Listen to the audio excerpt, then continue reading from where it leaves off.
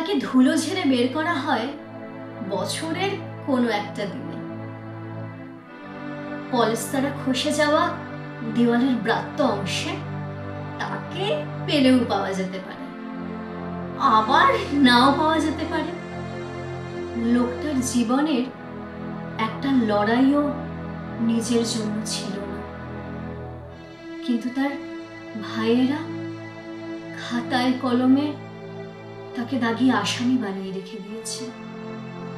তোমাদের চোখে ঠুলি পরানো হয়েছিল সেই কোনো এক মধ্যরাত্রে। না, মা মুক্তি পায়নি। মায়ের দেহ দুখণ্ড করে কফিন বন্দি করেছিল ওরা।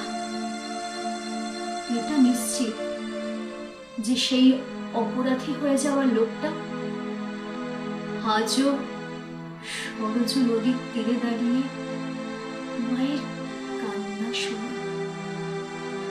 আর আমাদের ব্যাংক ব্যালেন্সে অমর হয়ে থাকে নির্বাচিত রাজা। আর আমার মতন ব্যতিক্রমীদের দলে যারা, তারা জানে আইনের খাতায় 100% আনতে এক চিলতে আইনের ফাঁকি যথেষ্ট।